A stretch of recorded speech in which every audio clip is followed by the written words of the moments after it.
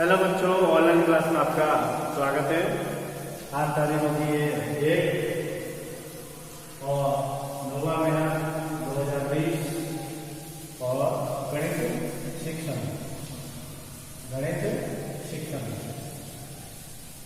मैं आप लोगों को एक खुशनसीब मानता हूँ कि आप लोगों ने गणित विषय को चूज किया या गणित विषय का चयन किया। मेरे हिसाब से मेरा एक बैड लक था कि मैंने 10वीं पास करने के बाद में मैंने साइंस मैथ ली थी, लेकिन उस समय मुझे एक मेरे जो परिवार में और मेरे एक समाज में एक मतलब ये था कि साइंस लेने वाला उसको बहुत डराया जाता था। उसको बताया जाता था कि भाई बहुत पढ़ाई करनी पड़ेगी, गणित में ट्यूशन करना पड़ेगा और बहुत मेहनत करनी पड़ेगी। उस समय मेरी थोड़ी आर्थिक स्थिति भी कमजोर थी। मैंने कम से कम 10 दिन तक मैंने साइंस मैथ्स की क्लास अटेंड की। उसके बाद मैंने एप्लीकेशन लगाकर मैंने अपना विषय को छोड़ दिया और आर्ट्स सब्जेक्ट लिया। और वो आर्ट्स सब्जेक्ट जो आज तक मेरे लिए एक आफत बना हुआ है और मुझे इस विषय में कोई इंटरेस्ट नहीं था। आज मुझे ये पता चल रहा है कि मुझे अगर सही तरह से गाइडलाइन मिली होती या सही तरह से अगर मुझे अगर ये संदेश मिला होता तो शायद मैं आज कई गवर्नमेंट नौकरी होती या गवर्नमेंट विद्यालय में या कहीं भी मैं सेवा दे रहा होता।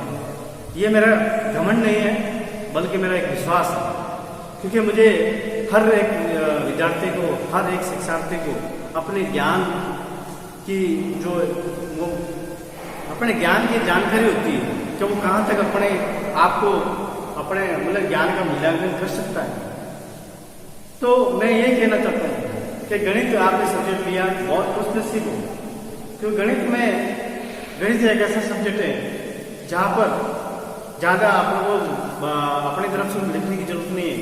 एक लिमिटेशन होता है, एक सीमित दायरा होता है जहाँ पर जितने उत्तर की जरूरत है उतना ही अपन को लिखना है, बल्कि अपनी तरफ से कोई स्टेप नहीं जोड़ सकते और नहीं कोई स्टेप हटा सकते।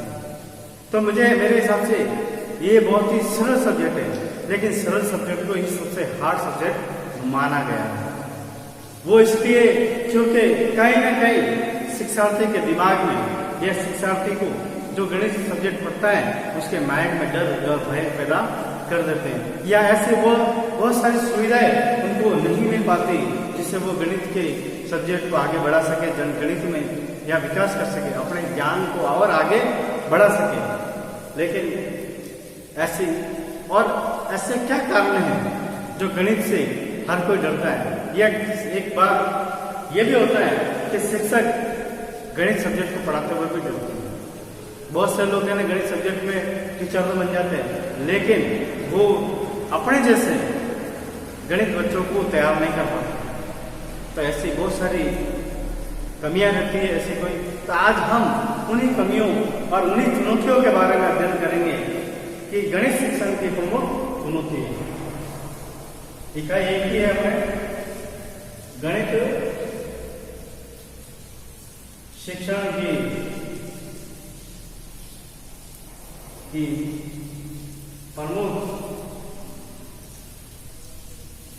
चुनौतियां।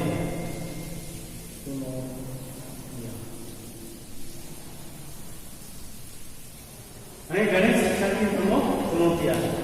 कई बच्चे ऐसे मतलब बहुत माइंडेड होते हैं, बुद्धिमान होते हैं, प्रतिभाशाल बालक होते हैं, लेकिन वो गणित सब्जेक्ट को ड्रॉप कर देते हैं, जिससे उनकी योग्यता को एक राष्ट्र इस्तेमाल कर सकता था, उसकी योग्यता का उपयोग कर सकता था।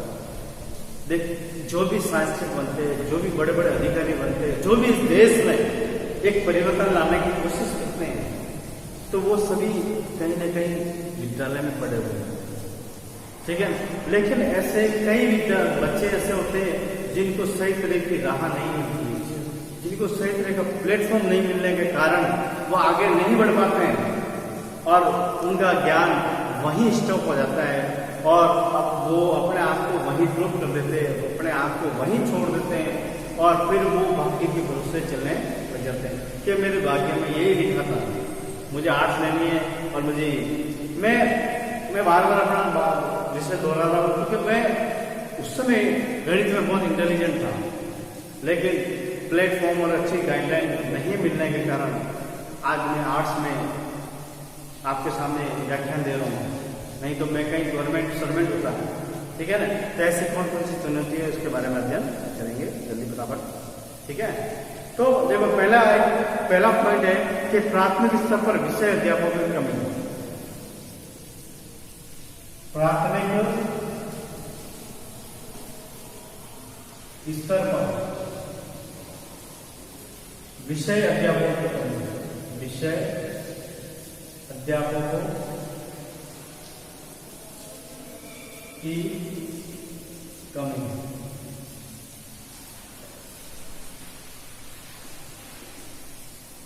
अब प्राथमिक स्तर पर ये तो अभी चलो अभी सब्जेक्ट वाइज एक चयन होने लगा है।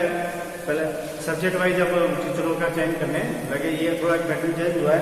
लेकिन पहले क्या होता था कि प्राथमिक स्तर पर एक कॉमन टेस्ट होता था। कॉमन टेस्ट किया जाता था जिसमें वो 8 साल व्यक्ति भी गणित पढ़ाता था।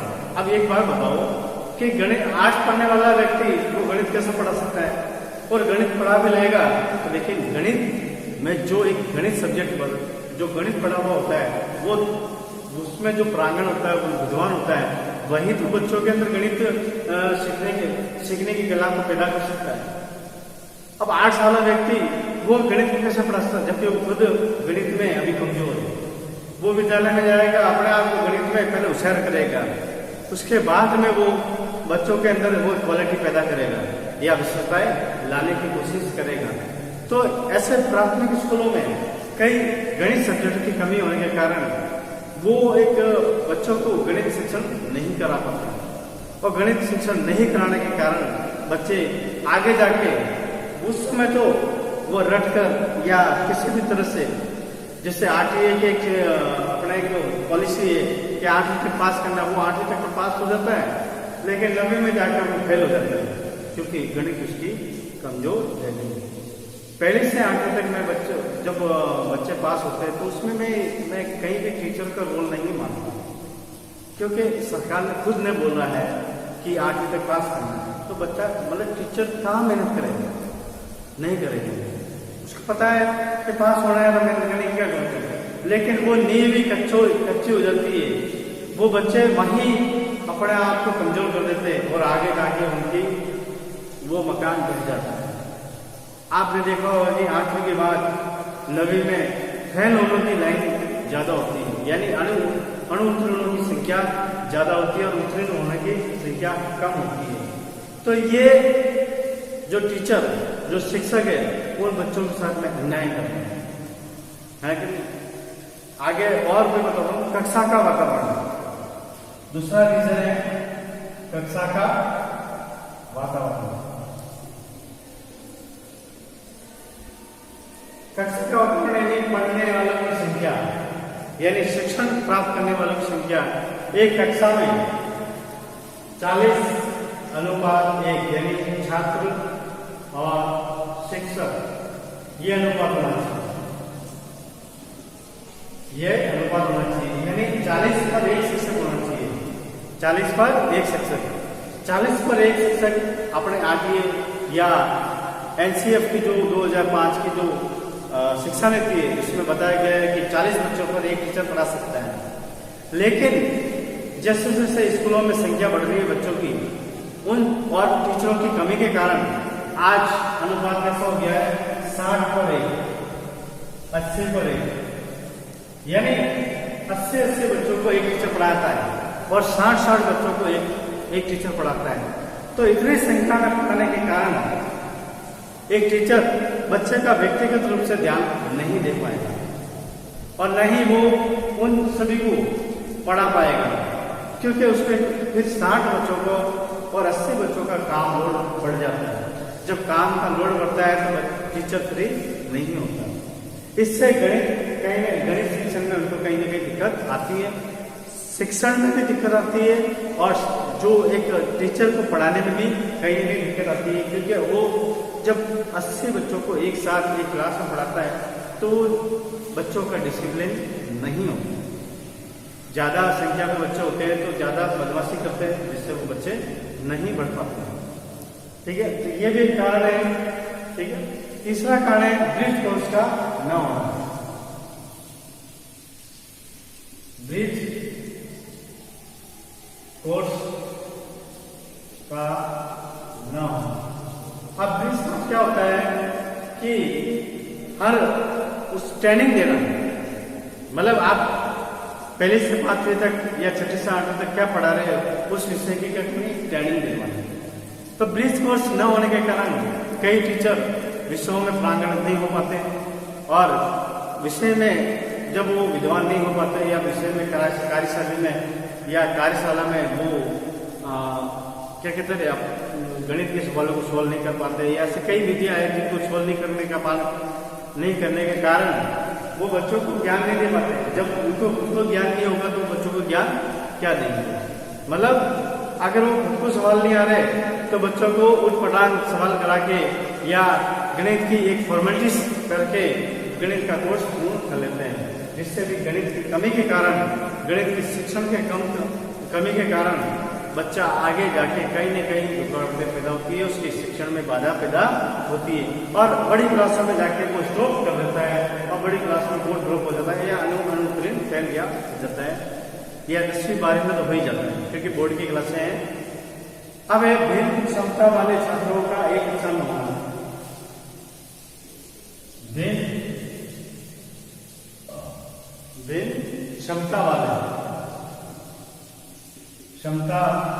वाले छात्रों का एक कक्षा में होना। छात्रों का एक कक्षा में होना। एक कक्षा में होना। अब एक कक्षा में हम मूल्यांकन के माध्यम से पता करते हैं कि एक कक्षा में 3 तरह के लोग होते हैं। एक होते हैं प्रतिभाशाली बालक, एक होते हैं मध्यम बालक और एक होते हैं औसत बालक। अब उन तीनों बालकों को हम एक ही कक्षा में पढ़ाते हैं तो हम कभी भी एक शिक्षक नीचे वाले बच्चों को देखते हुए पढ़ाता है, न कि प्रतिभाशाली बालक को देखते हुए पढ़ाता है। जो कमजोर बच्चे हैं उनको देखते हुए प्रश्नावली बताई जाती है, गणित के सवालों को बताया जाता है। तो प्रतिभाशाली बालक उन सबको आते हुए भी उन चीजों को देखना पड़ता है, यानी नया प्लेटफॉर्म नहीं मिल पाता है और नया ज्ञान नहीं मिलने के कारण वो एक सामान्य बालक बन के रह जाते हैं। यानी उनके गणित के विषय में ज्यादा शब्द भंडार की भर्ती भी होती है, ज्यादा नए इन्वेंशन, नवीन खोजों की बोले कि नया नवाचार नहीं हो पाता। वो नहीं क्यों नहीं हो पाता है, मैंने नहीं बताया कि एक शिक्षक निचले तबके जो बच्चे होते हैं, जो कमजोर बच्चे होते हैं, उन्हीं के हिसाब से एक शिक्षा कराया जाता है। तो जो प्रतिभाशाली बालक होते हैं उनको प्लेटफॉर्म नहीं मिलने के कारण पीछे रह जाते हैं। अब है परीक्षा की बात है, परीक्षा की बात। एक पूरे सत्र में कई टेस्ट होते हैं, यूनिट टेस्ट होते हैं, सेमेस्टर होते हैं, परीक्षाएं होती है और लिखित परीक्षा होती है, परख परीक्षा होती है, मौखिक परीक्षा होती है। ऐसे पूरे साल में कई परीक्षाओं का लोड एक शिक्षक पे होता है। अब वो परीक्षा के मतलब इतना लोड होने के बावजूद के कारण वो गणित विषय को बच्चों को किस तरह से पढ़ाया जाए, एक वो फॉर्मेटिव बन के ले जाता है। यानी पूरे साल में इतनी परीक्षाएं होती है, उन परीक्षाओं का काम लोड एक शिक्षक पर ज्यादा होने के कारण एक गणित शिक्षण एक फॉर्मेटिव बनकर रह जाता है। एक मतलब कि उसकी एक वैल्यू नहीं होती है। फिर है शिक्षकों की उदासीनता। लगता है शिक्षकों की उदासीनता। अब उदासीनता का मतलब होता है कि कई शिक्षक ऐसे होते हैं जो विद्यालय में जाकर अपना प्रिंट या कालांश दूसरों को दे देते हैं, या कालांश में जाते हैं तो सही प्रॉपर तरह से गणित को नहीं पढ़ाते हैं। और कई ऐसे होते हैं जो कुछ भी कमजोर होते हैं गणित में, अपनी जो गणित की जो शिक्षण को आगे बढ़ाना, अपने गणित के ज्ञान को आगे बढ़ाना, ये कई शिक्षक नहीं कर पाते। और कई बार क्या होता है कि कई शिक्षक होते हैं जो कुंजी लेकर पढ़ाते हैं, उत्तरमाला देख के पढ़ाते हैं। इससे यह सभी चीजें एक शिक्षार्थी के ज्ञान पर होता है। मतलब कि बच्चा जब बच्चा ज्ञान के पास होती है, ज्ञान प्राप्त करने के अंदर उसकी इच्छा शक्ति होती है, लेकिन शिक्षक के द्वारा जब सृजनशीलता दिखाई जाती है तो शिक्षार्थी की ज्ञान की भाषा खत्म हो जाती है। उनको ये एक आदत सी बन जाती है कि सर को कुछ सर पढ़ाने वाले नहीं है, सर मस्ती हो रहे, इस तरह से वो प्लेटफॉर्म नहीं मिलने के कारण उनकी गणित में कमजोरी बढ़ती जाती है। प्रशिक्षण की स्थिति,